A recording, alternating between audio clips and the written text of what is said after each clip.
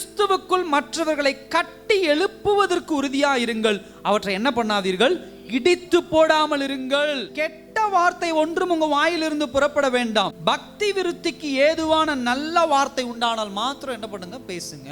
சகோதர சகோதரியே, ஆண்டவருக்குள்ள ஒருத்தரை கட்டி எழுப்பணுமோ தவிர அவன் கொஞ்சம் நஞ்சமா ஆண்டவருக்குள்ள வரவனையும் உடைச்சு போட்டுற கூடாது. இன்னைக்கு ரட்சிக்கப்பட்டு நீங்களும் நானும் எத்தனை பேர் கெட்ட வார்த்தை பேசிட்டு இருக்கிறோம். இன்னைக்கு புறம் பேசுறது ஒரு கெட்ட வார்த்தை பேசுறதா, என்னத்த பேசுறோம், நம்ம நல்ல விஷயத்தையா பேசுறோம். குடும்ப அந்தரங்க விஷயங்களை பேசுறது உண்டு, அவங்க குடும்பத்தில் கூட பிரச்சனைகளை குறித்து பேசுறது உண்டு, அவங்க வாங்கின பொருட்களை குறித்து பேசுறது உண்டு. நம்ம இன்னொரு இடத்துல பேசும்போது ரொம்ப கவனமா பேசணும். நீங்க நினைச்சுக்கிறீங்க நம்ம ரெண்டு பேரும் சேர்ந்து பேசுறோம் அப்படின்னு சொல்லி, இல்ல, நீ பேசுறது அனைத்தையும் நீ யாரை குறித்து பேசுறியோ அவங்ககிட்டே கொண்டு போய் வச்சிருவோம் ஆப்போசிட்ல இருக்கிற ஒரு ஆள். ஏன்னா உனக்கும் அவனுக்கு ஒரு நாள் சண்டை வரும். அப்ப நீ இன்னைக்கு அதை சொன்ன அவங்ககிட்ட போய் சொல்லிடுவோம். நமக்கு எதுக்கு அந்த வேலை? நாளைக்கு அவன் ஆண்டவருக்குள்ள வரதுக்கு நீங்க போய் சுவிசேஷம் சொன்னீங்கன்னா, ஒருவேளை அவன் சபைக்குள்ள வந்து வேத சத்தியத்தை கேட்கறனா, இந்த அம்மாவே மனம் திரும்பல, நான் எங்கத்த போய் மனம் திரும்பணும் பின்மாற்றத்துல போயிருவோம், இடிச்சு போட்டுறோம் தேவ சத்தியத்துக்குள்ள கொண்டு வராம. இன்னொரு இடத்துல நீங்க பேசுறீங்கன்னா பக்தி விருத்திக்கு ஏதுவான வார்த்தை, அதாவது தேவ சமூகத்துக்குள்ள கொண்டு வர மாதிரி அவங்க கிட்ட பேசணும். நம்முடைய நடவடிக்கைகள் அப்படி இருக்கும்போது அவங்களே இன்ஸ்பயர் ஆயிருவாங்க, அவங்களே நம்மகிட்ட இருந்து ஒரு தாக்கத்தை எடுத்துருவாங்க. அவங்க யாரை பத்தி பேசுறது இல்ல,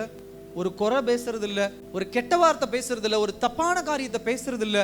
எப்படி நம்ம இப்படி இருக்குது, எப்படி ஏங்க நீங்க எப்படி இப்படி இருக்கிறீங்க? நான் கூட நிறைய பேத்த பத்தி உங்ககிட்ட கமெண்ட் பண்ண வந்த போதெல்லாம் இல்ல அதெல்லாம் வேண்டாம்னு சொல்லி விடுறீங்க, எப்படி இப்படி இருக்கிறீங்க சொல்லுங்க. அப்பதான் சொல்லணும், என் ஆண்டவர்னு ஒருத்தர் உண்டு, நான் அவர்கிட்ட நிறைய பேசுவேன், அவர்கிட்ட நிறைய நான் பகிர்ந்து கொள்ளுவேன், அவர் நல்ல தெய்வம். சுவிசேஷம் சொல்ல ஒரு வாசல் அங்க என்ன பண்ணும், திறக்கும். ஒருத்தனை கட்டுவதற்கு அங்க திறக்கும். அவன் கொஞ்ச நஞ்சம் வந்தாலும் அவன் முன்னாடி கெட்ட வார்த்தை பேசி தப்பான வார்த்தைகள் பேசி, இது என்ன வாழ்க்கைன்னு அவன் போயிடுவான். கிறிஸ்தவர்கள் ரொம்ப கவனமா இருக்கணும். நம்ம ஒன்றும் முடியாது, ஐயோ இந்த சர்ச்சுக்கு வந்து நான் படுற பாடு, கோபத்துல ஒரு வார்த்தை கூட பேச முடியல அப்படின்னு நினைக்கிறது உண்டு. நல்லா கவனிங்க, கோபம் வர்றது உண்டு, பேசுறது உண்டு. ஆனா என்ன பேசுறதுல ஒரு கண்ட்ரோல் இருக்கும். கணவன் மனைவிக்குள்ள சண்டை வருதுன்னா கெட்ட வார்த்தை ஒழிக்க கூடாது வீட்டுக்குள்ள இருந்து.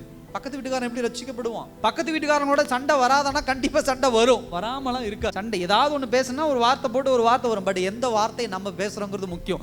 குப்பையை தள்ளி உங்க ஏன் குப்பையை தள்ளாதீங்க இப்படி பேசுறதுங்கிறது வேற. உடனே ஏபிசிடில இருந்து ஆரம்பிச்சு கெட்ட கெட்ட வார்த்தைகளை பேசும்போது அவங்க அடுத்த வார்த்தை, நீல சர்ச்சுக்கு என்னத்துக்கு போற, சர்ச்சுக்கு நீல கிறிஸ்டின், நம்ம கிறிஸ்டின். யாரும் உங்களை குறித்து ஆண்டவர்கிட்ட போய் கெட்ட பேர் சொல்ல வேண்டிய அவசியம் இல்லை, அங்கேயே சாட்சி கொடுத்துறாங்க, ஆன் த ஸ்பாட்ல கொடுத்துறாங்க, நீ பரலோகத்துக்கு தகுதி இல்லாத ஆளு.